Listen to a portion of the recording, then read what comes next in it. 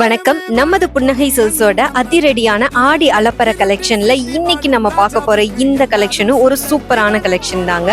இப்ப நம்ம பார்த்துட்டு இருக்க இந்த டாப்ஸ் எல்லாமே ஓப்பன் டாப்ல ஃப்ளோரல் டிசைன்ல ரொம்பவே யூனிக்கா கொடுத்துருக்காங்க.